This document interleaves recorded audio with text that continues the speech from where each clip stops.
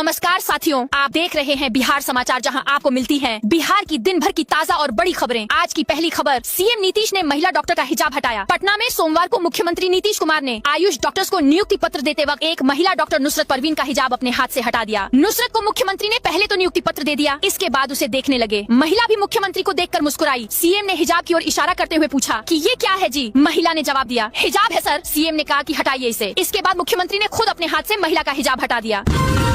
जीविका दीदियों के 2 लाख मुफ्त योजनाओं के पैसे वसूलेगी सरकार। बिहार विधानसभा चुनाव 2025 से पहले नीतीश सरकार ने बिजली मुफ्त 125 यूनिट तक की जीविका दीदियों को 10-10 हजार रूपए दिए। अब 2-2 लाख रूपए देने हैं। सरकार ने मुफ्त की योजनाओं के लिए पैसा जुटाने का खास प्लान बनाया है। सरकार के नए प्लान के मुताबिक बिजली, जमीन खरीदना, घर बनाना तक महंगा हो सकता है। नए साल से सरकार सर्किल रेट 2 गुना करने जा रही है। अवैध खनन पर सख्ती की जा रहा है, जिससे बालू की कीमत बढ़ सकती है। नीतीश सरकार तेल मिल लगाने पर दे रही बम्पर अनुदान। जगार सृजन के लिए बिहार में खाद्य प्रसंस्करण उद्योग को बढ़ावा देने पर सरकार का सर्वाधिक जोर है। इसी कड़ी में कृषि विभाग ने तेल मिल स्थापना के लिए 33% का अनुदान देने का प्राविधान किया है। लक्ष्य ये है, तेलहन प्रसंस्करण के साथ साथ इससे उत्पादन में भी वृद्धि होगी। किसान एवं युवा इस योजना का लाभ उठाकर स्वयं को बेहतर स्वरोजगार से जोड़ सकते हैं। वैसे युवा जो उद्यमी बनना चाहते हैं, उनके लिए यह योजना अपने सपने को साकार करने का अवसर लेकर आई है। बिहार के 217 रेलवे फाटकों पर रेल पुल बनने का रास्ता साफ। खर्च मोदी सरकार करेगी। सफर के दौरान बिहार के लोगों को आने वाले वर्षों में रेलवे फाटक बाधा नहीं बनेंगे। पथ निर्माण विभाग ने राज्य की प्रमुख सड़कों के बीच में आने वाले रेलवे फाटकों पर 217 आरओबी, रेलवे ऊपरी पुल या आरयूबी, रेलवे अंडरब्रिज बनाने का निर्णय लिया है। रेलवे मंत्रालय ने बिहार में आरओबी बनाने की सहमति दे दी है। अब सरकार के स्तर पर आरओबी बनाने की कार्रवाई शुरू कर दी गई है। बिहार में जमीन की खरीद बिक्री होगी महंगी। सर्किल रेट बढ़ाने की तैयारी। राज्य में जमीन की खरीद बिक्री महंगी हो सकती है। लगभग 1 दशक के लंबे अंतराल के बाद बिहार सरकार ने जमीन और फ्लैटों के निबंधन रजिस्ट्री की दर बढ़ाने की कवायद शुरू कर दी है। मद्य निषेध, उत्पाद एवं निबंधन विभाग ने सभी जिलों में डीएम की अध्यक्षता में गठित जिला मूल्यांकन समितियों को एमवीआर न्यूनतम मूल्य दर की समीक्षा कर रिपोर्ट देने का निर्देश दिया है। संजय सरावगी बने बिहार बीजेपी के अध्यक्ष। वैश्य समाज से हैं। भाजपा ने सोमवार को संजय सरावगी को बिहार का प्रदेश अध्यक्ष बनाया है। वे दरभंगा से विधायक हैं। पहले दिलीप कुमार जायसवाल बिहार के भाजपा अध्यक्ष थे। संजय सरावगी दरभंगा विधानसभा सीट से लगातार 6 बार से विधायक हैं। पिछले साल नीतीश सरकार में कैबिनेट विस्तार के दौरान संजय सरावगी को पहली बार मंत्री बनाया गया था। भागलपुर में 50,000 घरों को मिलेगा पीएनजी कनेक्शन। रसोई तक पहुंचेगी नेचुरल गैस। भागलपुर के उपभोक्ताओं को अगले साल नवंबर-दिसंबर तक रसोई तक पीएनजी कनेक्शन मिलेगा। इस योजना के तहत शहर के करीब 55,000 घरों को कनेक्शन दिया जाएगा। मुंगेर से भागलपुर तक 65 किलोमीटर लंबी गैस पाइपलाइन बिछाने का कार्य शुरू हो चुका है। दरभंगा में पुरुष को मिला महिला रोजगार योजना का लाभ। जीविका बीपीएम ने राशि वापस करने को कहा। मजदूर ने कहा, खर्च हो गया माफ कर दें। दरभंगा जिले के जाले प्रखंड के अहियारी गांव में मुख्यमंत्री महिला रोजगार योजना के तहत 2 पुरुषों के खाते में गलती से 10,000 रूपए की राशि आ गई। यह वही राशि है जिसे जीविका के लिए सीएम नीतीश ने तय की थी। इस मामले में जीविका बीपीएम ने दोनों से राशि वापस करने का अनुरोध किया है। बिहार में आज से खुल रहे Eklavya sports training centre. Bihar में 12 एकलव्य राज्य आवासीय स्पोर्ट्स ट्रेनिंग सेंटर नए स्वरूप और पूरी सुविधा के साथ आज से शुरू हो रहे हैं। बिहार के जिन जिलों में इसे शुरू किया जा रहा है, उसमें बक्सर, सीतामढ़ी, मुंगेर, नालंदा, पटना, सिवान, कैमूर और बेगूसराय शामिल है। राज्य में कुल 68 एकलव्य स्कूल खुलने थे, उसमें से सिर्फ 12 ही फर्स्ट फेज में आज से शुरू हो रहे हैं। बाकी पर अभी काम चल रहा है, जिसे जल्द ही पूरा करने का लक्ष्य रखा गया है।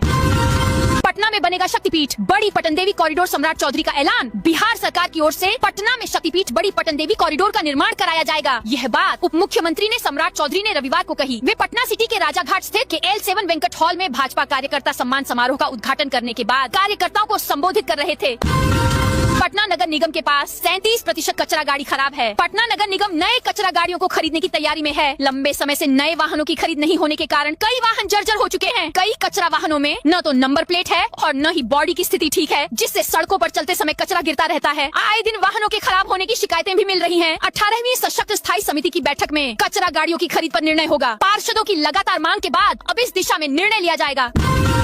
नए साल का सबसे बड़ा तोहफा, कर्मचारियों की सैलरी में ऐतिहासिक बदलाव। नया साल नौकरी पेशा लोगों के लिए राहत और उम्मीद की बड़ी सौगात लेकर आ रहा है। केंद्र सरकार ने 8वें वेतन आयोग के गठन को हरी झंडी दे दी है। यदि सब कुछ तय समय पर हुआ तो 1 जनवरी से देश के लाखों केंद्रीय कर्मचारियों और पेंशन भोगियों की तनख्वाह और पेंशन की तस्वीर पूरी तरह बदल सकती है। यह फैसला सिर्फ वेतन बढ़ोतरी तक सीमित नहीं रहेगा, बल्कि सरकारी सेवा ढांचे में व्यापक सुधार की दिशा में एक अहम कदम माना जा रहा है। पप्पू यादव ने की बीजेपी के नए अध्यक्ष नितिन नवीन की तारीफ। भारतीय जनता पार्टी के नए कार्यकारी अध्यक्ष नितिन नवीन की पूर्णिया सांसद और कांग्रेस नेता पप्पू यादव ने तारीफ की है। उन्होंने कहा कि वे सज्जन और सभ्य इंसान हैं, एग्रेशन में नहीं रहते हैं, विवादित व्यक्ति नहीं हैं। हमें उम्मीद है कि गाली गलौज की संस्कृति खत्म होगी। पूर्णिया सांसद ने कहा कि बीजेपी ने किन वजहों और किन झगड़ों के कारण नितिन नवीन को अध्यक्ष बनाया है या बलि का बकरा, ये तो बीजेपी ही जाने। मोहरा कौन है? गूगल मैप की मदद से होगा भागलपुर का ट्रैफिक कंट्रोल। शहर की बिगड़ती यातायात व्यवस्था को दुरुस्त करने के लिए प्रशासन ने तकनीक आधारित ठोस पहल शुरू की है। अब गूगल मैप की मदद से ट्रैफिक कंट्रोल किया जाएगा। इसे लेकर यातायात विभाग की बैठक में जिला पदाधिकारी डॉ नवल किशोर चौधरी ने संबंधित अधिकारियों को स्पष्ट निर्देश दिया है। अब जिला परिवहन पदाधिकारी और जिला तकनीकी पदाधिकारी के सहयोग से शहर के प्रमुख ट्रैफिक क्षेत्रों को रेड जोन और येलो जोन में बांटा जाएगा। बिहार में 4 दिनों तक छाया रहेगा घना कोहरा। बिहार में लगातार ठंड बढ़ रही है। इसके साथ ही सुबह सुबह घना कोहरा छाए रहने से विजिबिलिटी कम दर्ज हो रही है। मौसम विभाग के अनुसार बक्सर, बेगूसराय, आरा, पटना समेत कई जिलों में विजिबिलिटी कम है। बक्सर में 20 मीटर की विजिबिलिटी है। कोहरे की वजह से यहाँ कार और ट्रक में टक्कर हो गई। सभी कार सवार सुरक्षित हैं। कार पर स्वास्थ्य विभाग का स्टिकर लगा हुआ है। सभी बनारस से लौट रहे थे। भोजपुर में बुलडोजर कार्रवाई के खिलाफ दलित मोर्चा का धरना। भोजपुर में दलित मोर्चा सर्वदलीय के बैनर तले सोमवार को जेपी स्मारक के समीप 3 सूत्री मांगों को लेकर एक दिवसीय धरना आयोजित किया गया। धरने में विभिन्न इलाकों से अतिक्रमण हटाए जाने से प्रभावित सैकड़ों लोग शामिल हुए। प्रदर्शनकारियों ने बिहार सरकार और गृह मंत्री सम्राट चौधरी के खिलाफ जमकर नारेबाजी की, अपनी मांगों को पूरा करने की अपील की। बांका में किसान का 2 एकड़ धान पुआल नष्ट। बांका के रजौन थाना क्षेत्र के मरनी गांव में रविवार शाम आग लगने से एक किसान का लाखों रुपए का धान पुआल जलकर राख हो गया। असामाजिक तत्वों द्वारा आग लगाए जाने की आशंका जताई जा रही है। इस घटना में लगभग 2 एकड़ धान का पुआल और तैयार धान नष्ट हो गया। बाढ़ से मिट्टी धंसने के कारण क्षतिग्रस्त हुआ ड्रीम प्रोजेक्ट मुंगेर मिर्जा चौकी के बीच। निर्माणाधीन 4 लेन सड़क अंतिम चरण में पहुंचने से पहले ही क्षतिग्रस्त होने लगी है। कई स्थानों पर सड़क में दरारें आ गई हैं, जिसके चलते निर्माण एजेंसी को बनी हुई सड़क को तोड़कर दोबारा ढलाई करनी पड़ रही है। कल्याणपुर से चिरैयाबाद अंडरपास के बीच भी कई जगहों पर दरारें देखी गई हैं, जहां वाहनों का परिचालन जारी है।